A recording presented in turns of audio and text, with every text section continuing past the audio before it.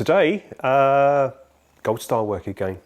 So the DBD 34 you saw the last time, this one, we're all done by the front mudguard. Everything's been finished on this, but we're going to save that for another day. Here we have another DBD 34 club and trim. This one came to me basically with the petrol tank off. The customer had this bike for a year. He bought it from a dealer and he'd been put onto me, and I said, yeah, okay, I'll have a look at your bike. And as I've always explained to people, with gold stars, with anything really, to be honest with you, when you don't know previous history, take it apart, because what's the point in doing half a job and finding out it needs a lot more work? We've already come across that here. So this one came in, and we're going to look at the first few things that I noticed when the engine was already in the bike. He had the tank off, so it looked like this. When he took the seat off, we noticed straight away someone's obviously fitted the mudguard and got the bracket in the wrong position to fit onto the seat. This bike, I can disclose how much it was purchased for. I think I can do that. He paid £18,000 for it, and this is over a year ago. And this had been a show bike in the past. I think it was at one of the shows. It was at Stafford in 2016. So a few things going on there. So that, he's already addressed that by buying a new mudguard, and he's got new hockey sticks. He wants me to put a new mudguard on. And I said to him at the time, I said, you're rear light, you should have the trim. We know we have a rubber, well, it's not always rubber, but a plastic trim that goes around here. Like I've got on reference, I don't know if you can see from there, on this one here. It just finishes off its detail. The other thing, and when you look at, I don't know if Alex can get this in shot, but the shrouds, we got shrouds on this. Sometimes you have shrouds with gaiters. We've got a shroud here that has been rubbing on the mudguard. It's not central. So there's another thing. So we need a pair of shrouds. Well, I've got a pair actually for this already. Fasteners can sometimes be over tightened, as we can see here, and you can see where the bolt's been pulled too far into the mudguard. It's very visual on the lower down one here on this side. I think Alex has already taken a shot of that, but you might get this on the video as well. It doesn't look right. So anyway, he hadn't run this bike. He bought this bike and realised it wasn't quite what he thought it was going to be, and bought some parts and asked me to have a look at it. I said, let's just take it apart and start from scratch. On the other side workshop, we're going to look at the engine. So we're going to talk about the primary drive first, the clutch and the case. It runs on a dry clutch. We've got a Bill Newbury clutch in this one as well, belt drive. Taking the outer cover off, so we've got no oil in here. We noticed that the original, on this later case, it would have a level and a drain plug. You've got the long spout that gives you the level. Well, that's all missing. So yeah, not a good idea to leave that all open like that, but yeah, you wouldn't expect that to be like that. We look in the case itself, we often see marks here. It's where in the past the cush drive has come undone, which it doesn't have now because of the belt drive, and it leaves marks in here, and this is quite a normal thing. When we look at we're taking the clutch off, I might as well show you the back cover. This one has been adapted with a sliding plate with a sill that actually is up to the shaft, and we mentioned in the last one there's a bit of a gap. But this had been tightened off, it can't slide. So that means any adjustment you make on your gearbox, you won't be able to get this to move backwards or forwards. And this is why when we looked at the belt, it's running quite slack. So the belt is okay, but it was very slack. We looked at this clutch before, this type of clutch. These are normally used for racing when you have an exposed clutch or half a cover maybe covering the clutch. That's okay, this part of it, but we will talk about the front pulley when we come to the crankshaft. So looking at this cover, we turned it over, and what have we found here? See some welding repair work here, which, yeah. Try that again, mate. Yep. Which is damage, which these cases have been around a long time, and it probably isn't the original case of the bike. Well, pretty sure it's not. But what we have here And we can see on the case here, we had this deep mark, this groove. That's caused by the chain, because the sprocket would sit something like, if I put that in there, it sits something like that there, and the chain would be coming around here. Well, this casing has been too close to the chain. It seemed strange because I could tell, because it's been whipping up and down and running around here. The rear chain was covered in grease. I think it was so you couldn't hear the contact on the casing. So yeah, it's not the end of the world. We can sort that out. It wants spacing off. We've mentioned before about spacing this case back. You need to make sure that there is clearance everywhere. I did notice, as we're in this part of my box at the moment, when we look at the oil seal been well siliconed in. You have the circlip, we've shown people that before. And on this side, we have the locking collar, but there should be a tab washer. So the tab washer goes onto the spline, then you turn and tighten this up, and you just bring it over into one of these cutaways here. Just the tab, missing, not there. So this is all loose. That starts to ring alarm bells. So we think to ourselves, well, we found this, we found that, and it's not looking good. So then we come to the gearbox, and it's got the RRT2 gearbox. It's got a different gear change shaft. It normally has extension here with a circlip. This often happens because it works exactly the same. But what we call the paw, this is the paw that will work with the index on, find it now, on here. Let's get this out. It works with this on this side here, and this will select your gears. So when, let's put it into where it should be, and I can show you better. There you go. It's a bit easier to show you this way. So when, let's turn it around a little bit. When we're changing gear, this thing will move across. Just put some more light on that. Hold it flatter. Yeah, that's it, mate. Okay. It will select your gears. So it's very important that the paws, this is the part I want to show you really, are in good condition. If you look at these, they're all chipped away. This is hardened metal. So this needs to be replaced because it's breaking up. Okay, so we need to do that. We also noticed that the kickstart was coming back too far. The angle didn't look right to me, and the kickstart engaging gear and the spindle on this one is all one. Sometimes can be a spline fit, and you can put the gear onto the shaft. This one looks okay, the teeth are fine, but it's a standard one been adapted. Now if we look here, we can see there's a lot of welding gone on here where the cotter pin would run. But if you look here, there's an outline of the cutaway to where it was originally, the angle. So the cotter pin would have been running this angle more. Someone's welded this all up and recut the slot, but not very well. But you can see there's a line to where it was originally. So we'll change that. Normal thing in here, we got sleeve gear, and on the RRT2 gearbox, the sleeve gear, the forward bearing would be a bronze bush, and at the rear you have a needle bearing. Box isn't too bad. We'll change this bush, it's quite worn, and we have one of the intermediate gears here, this one here, where the bush is badly worn. So we go through bits. So we'll put new bushes in the outer case because they're worn. We'll do this, we'll do the paw, sort that out. So yeah, so next thing, oh yeah, one other thing. We checked the stop because we showed these before, and that's okay. But he said to me about the drain screw, and the drain screw itself is, the threads have been ripped out of it.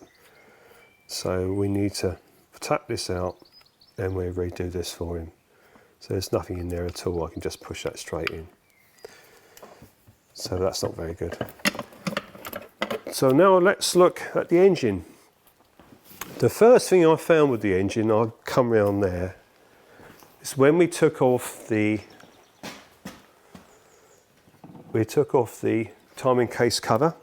This has your tacho drive on the top here.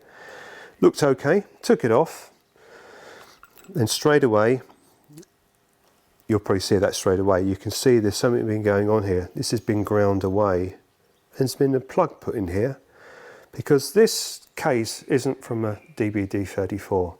It's more likely of is that like a B31, 350 BSA, which people know is the iron engine, barrel head, and made to look like a DBD34. It's been done okay, it's been plugged off, and now we have the top hat breather in the top here, but that is not what should be with this bike.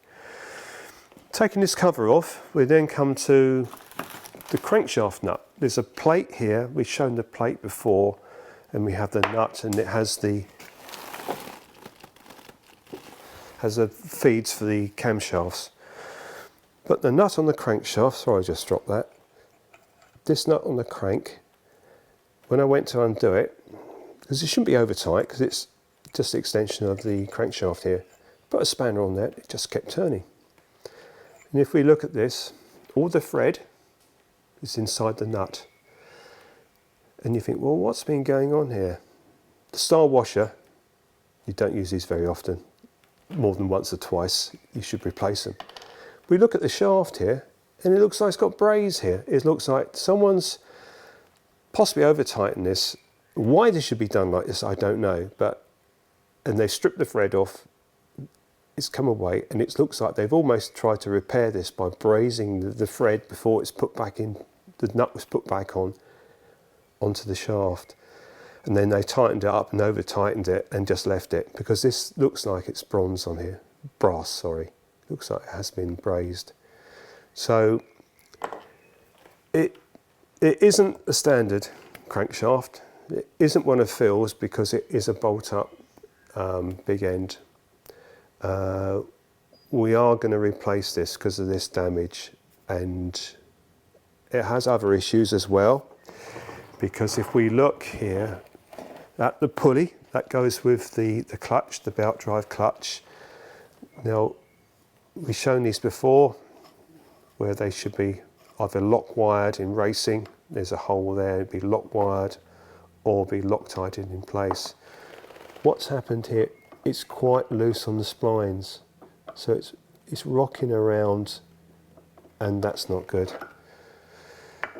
So because of this damage here on this crank, we're going to replace this with one of Phil's crankshafts, because there is a lot of other work, and we're going to show you that now.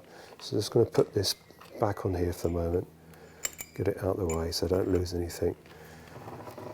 So we're starting to come across one thing after another.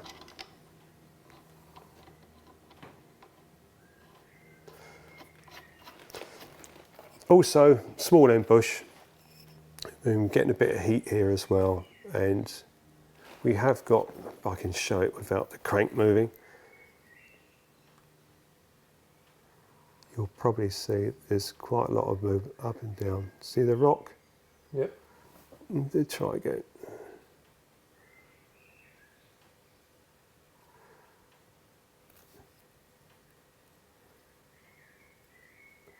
It's very, very loose in here, but it's stepped.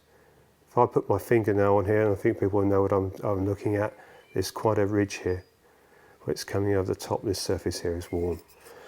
So with a Gold Star, we said before, it's got to be right. If you're going to do anything, you've got to do it properly. So stripping the engine down,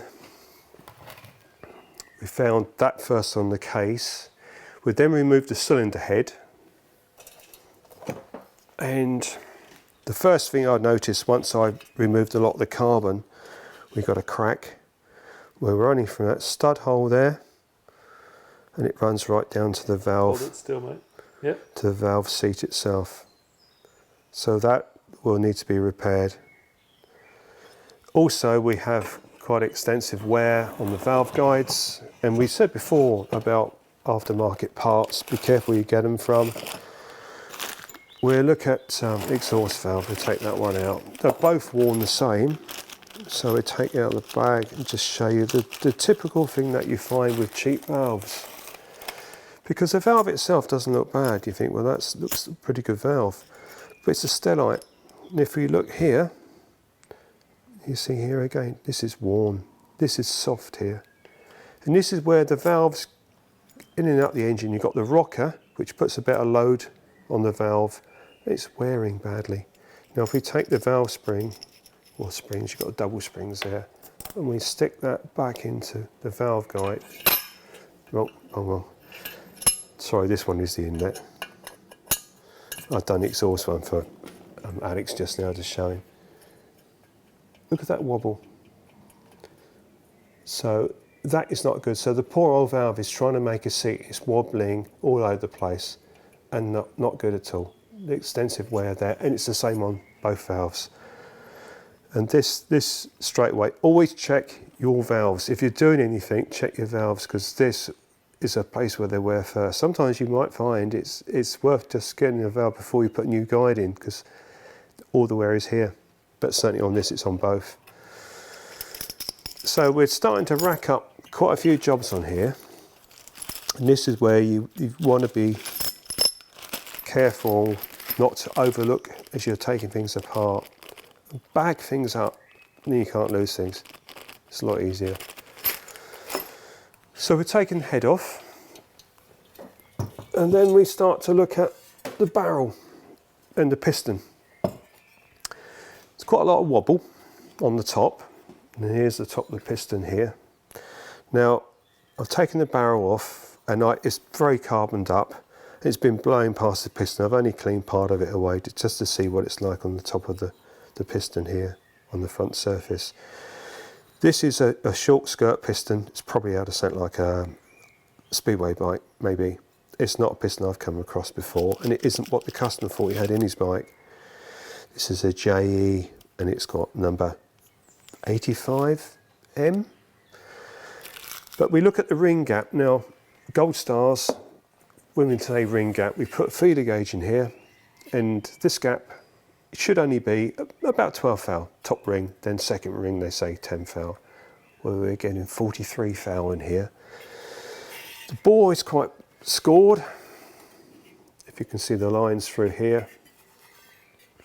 I've measured the bore, and the standard, just go back to my reference, they're normally 85mm.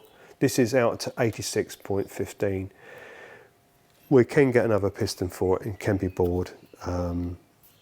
Might as well tell people Phil's going to help me out of this one, because there is a certain amount of work here that I can't do. And said before, I do what I can do, but I leave the machining to people that have been doing it a very long time. And his experience, I don't need to tell anyone, is second to none. So we look now, we've taken the barrel off, and we come to the crankcase. So the crankcase itself, okay, we've taken this plate off here and look at the cams. These are called the cam spindles, the holders. Now, this is the inlet cam. There's a lot of rock here. But don't think straight away it's necessarily the bushes, because if I interchange, let's put this one on the exhaust side, I don't get the movement. So we've got a spindle here that's worn. That's quite common. Phil's changed these for me before. What we have here, and these look different, because this is the camshaft followers here. They're on the camshaft. Now this one's got quite a bit of wear in the top. That could probably be dressed up, but when you put your feeder gauge in, because it goes in, because you have the eccentrics on the adjustment on these ones, and you'll be getting a false reading here. Not very positive. This one's okay, but this one needs replacing. I'm going to take these off because we're going to go to the next stage on this, because there's certain things here that don't look quite right. We look at these cases, there is some funny marks going on here. Now I'm not going to say too much about this, but I'm just going to show you. Looks like this has been taken out with something. The numbers are the same number,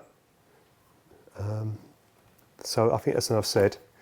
On this side, the cases look quite different, the material. And if you look, there's a bit of stepping going on.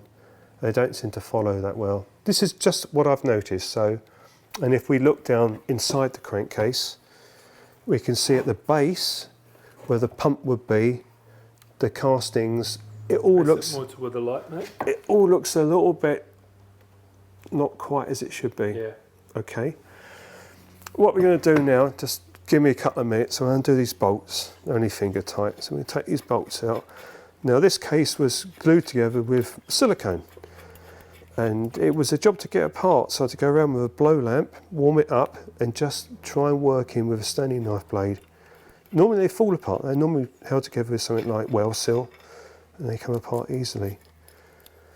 These are just the main crankcase securing bolts. We've got, remember rightly, 3 or 4 of these. Okay, before I part this case, something I'm going to show you.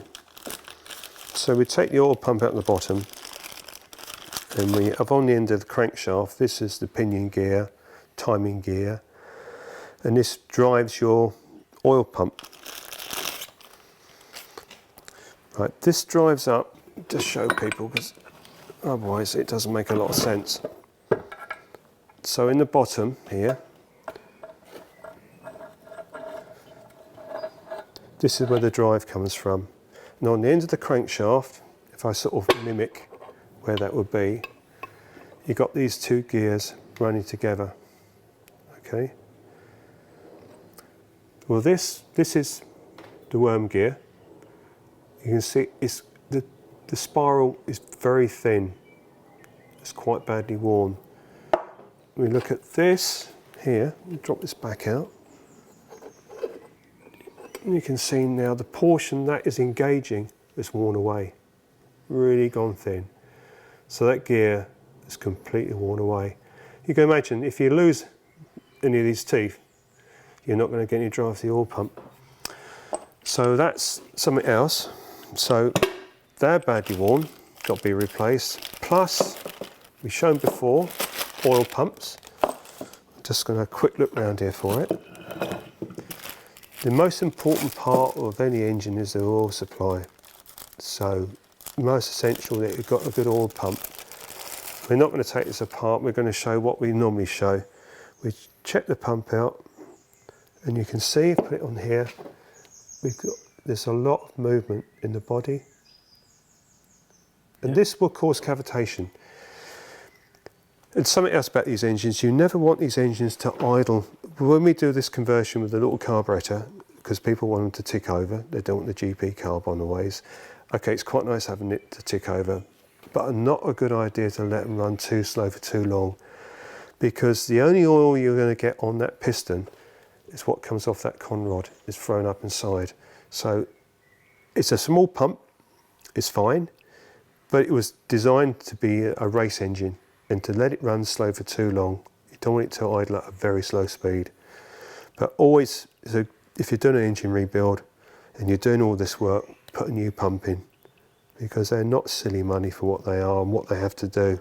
You know, it's the heart of the bike, isn't it?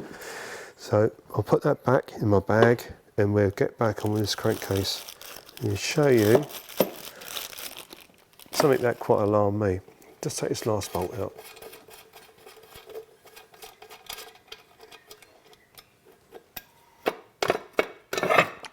This is Mike's bike, and I know he's watching this video and he hasn't got any access to WhatsApp or anything else, so I think this is a bit of a shock for him to see this here. But I said, well, sit tight, it will be coming out in a few weeks' time, you'll be able to see what your engine's like inside.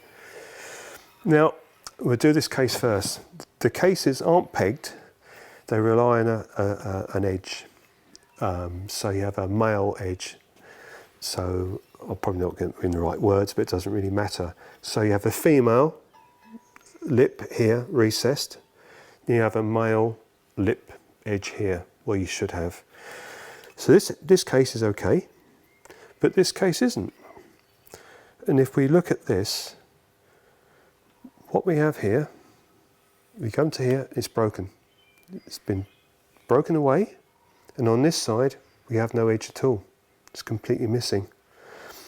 I've just noticed also we have a number We have 66-1678, and on this side we have 661679. I'm not going to say any more than that, but to me, why would this be broken? Now, hopefully we can get these cases repaired. If not, it is possible to get a new set of cases. But it makes it a very big job. And this is where I go to say, again, with a lot of the work that I do here, people say to you, it's okay, it just needs this doing and that doing. You don't know. And I think it's in your interest to pay that little bit more, well, quite a bit more, because you're going to have to take it all apart, then do it properly. Do it once and do it properly. A lot of old bikes get bad press because they say they're unreliable, they leak and the rest of it. But if you was to get one and take it apart and put it back together properly, everything remachined, you've got a good magneto, good dynamo in this case, you've got a good bike. There's nothing wrong. I think it's where people fit parts that are worn out back into engines and polish up these bikes and they look like show bikes, like this one, and it isn't what it should be.